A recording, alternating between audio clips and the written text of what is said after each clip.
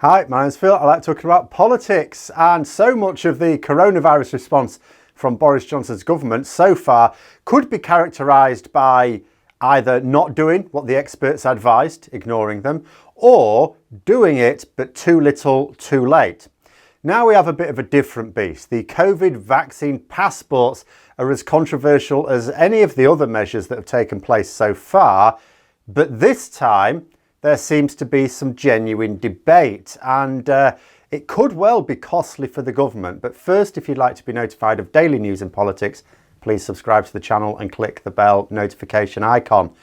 Actually, first things first, thanks to that waste of £2.5 million on a Downing Street media room that looks way worse than the old one, there is actually one benefit to that gaudy blue room. As someone pointed out on Twitter, and I had to have a go myself, it makes it really easy to edit in whatever background we would prefer to see instead.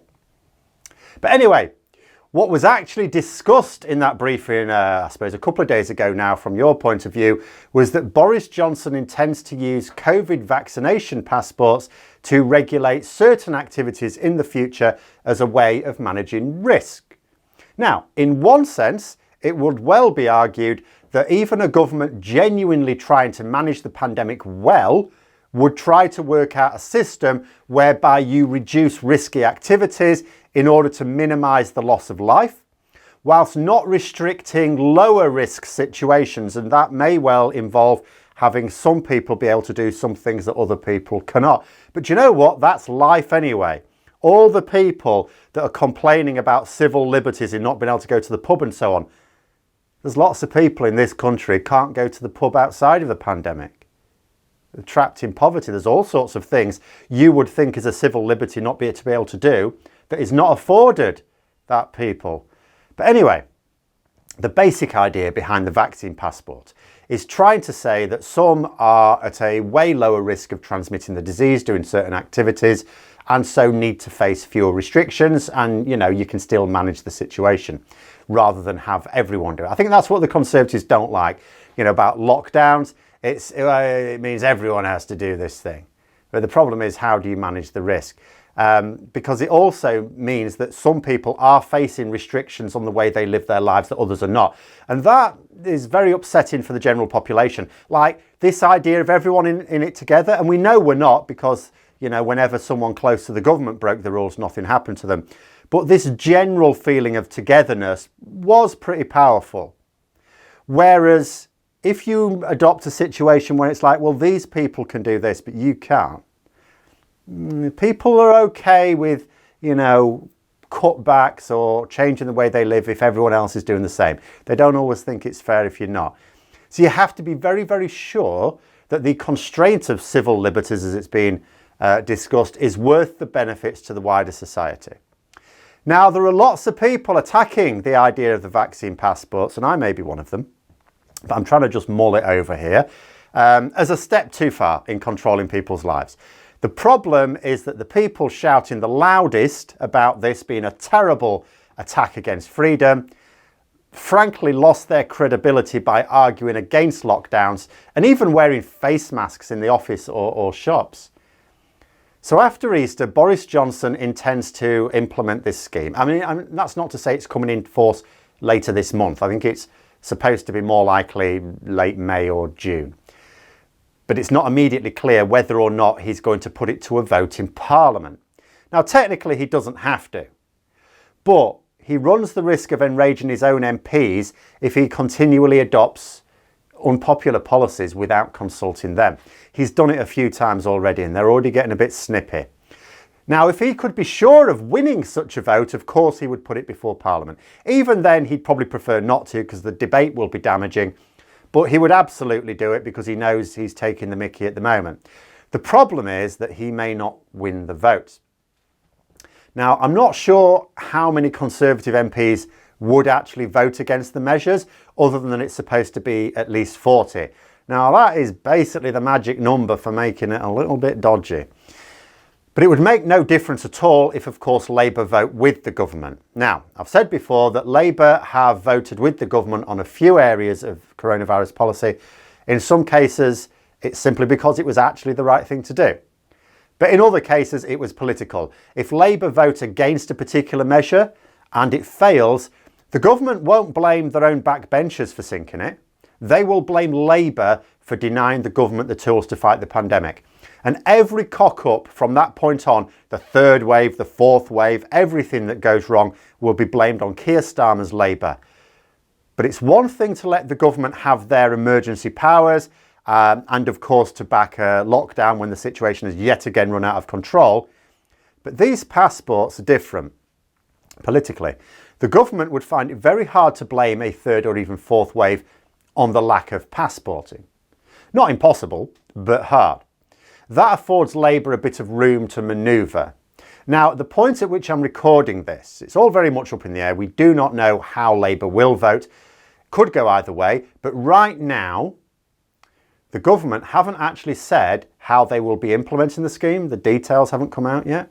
And in the absence of details, Labour can just say, well, we'll wait and see if you don't mind. But reports are suggesting that at the moment, the old dial in terms of support or not is towards, no, we're not really minded to support this right now. They've not come out dead against it, and it doesn't necessarily mean they'd vote against it. It may be an abstention, but it is looking more likely that they will not support it unless the government provides some real arguments for it. For example, the Shadow Health Secretary, Jonathan Ashworth, pointed to the fact that it could be seen as a way of forcing people to get a vaccination. Now, it has to be said that vaccine take-up has been very good in the UK. There were very real fears of reluctance from large groups of people. This does not seem to be occurring. By and large, when people are offered the vaccine, they seem to be taking it, as far as can be told at the moment. Obviously, as we get onto younger and younger age groups, there may be more reluctance, we'll just have to see. But so far, so good. But people in this country can be stroppy, you may have noticed. And forcing us to do something can put our backs up. Even if it's like, right, you must take this £1,000,000. Well, what if I don't want to? The very act of trying to overtly coerce us into doing something just triggers our rebellious streak. We don't like it. We'll act against our own interests sometimes. We are not a conformist society. Frankly, despite the quite blatant rules breaking during lockdown that I've seen, and I'm sure has been going on around the country, I have been impressed with just how well most people, the vast majority, have responded. The fear is that the passporting scheme could raise levels of mistrust with the entire vaccination programme. After all, the government are not exactly universally trusted in this country. But at the end of the day, Labour's decision to either vote for it, against it or abstain will be and should be a political decision, whichever plays best to their advantage or least disadvantage, bearing in mind it will be a divisive issue in the country and it will be a very divisive issue in terms of Labour's internal party politics. But we can have our own opinions. Quite freely, we can have a think about it. And I think this is an area where we can have opinions because the lockdowns, people talk about the lockdown debate. What debate? They were a matter of political opinion for me. They all came too late and were objectively needed when we had them. The argument was that they should have all been, had sooner. Face masks in indoor settings were also long overdue. In fact, face masks are a good one. It's something that is strongly urged by the scientific community. Nothing new with coronavirus. In fact, when the pandemic started in this country, I bought myself a load of them.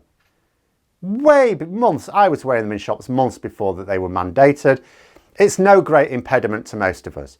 Barring medical exemptions, of course, it isn't a big deal to wear a face mask. When in the company of others, if you don't have strong ventilation and distancing. So that's a no-brainer. As far as I'm concerned, if it is considered a strong recommendation from scientific and medical experts, I fully support it. The problem is that the vaccine passport does not. Now, don't get me wrong, the principle is fine, and the principle has existed in some parts of the world for years and has strong medical backing. It's not that there's some people attacking it. I don't want to lump myself from these people purely on the fact that they look at it, oh, that's restricting my way of life, therefore it is bad. They don't consider risk and reward. They just see the harm in it. And isn't that just the epitome of privilege? privileged entitlement. You see something that might mean you have to change the way you live your life for a bit. I don't like it, it's bad, it's evil. Now you have to consider why it's been done. Boris Johnson's plan doesn't have universal support from the medical community. Now, I have seen medical and scientific experts casting doubt on the plans. And let me be clear what I mean by experts. I don't mean doctors. When I say medical experts, I don't mean doctors. I mean eminent medical researchers in this specific field of study. They're not making the strong case for it. So who is? Well, here's what Boris Johnson had to say in defending it. And I quote, "There are three things: your immunity, whether you've had it before, so you've got natural antibodies anyway, whether you've been vaccinated, and then of course whether you've had a test." Now, in the absence of strong expert support, I have problems with this statement. I'll take it bit by bit. So he talks about immunity.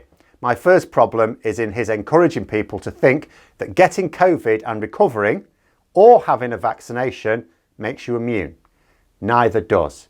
They both give you better protection for a limited time, but not immunity in either case. He says if you've had it before, you have natural antibodies. Not if you had it a while ago, you don't. The antibodies do not remain in our systems.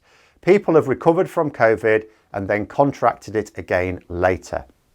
Sometimes even dying the second time, where they seem to recover well from the first.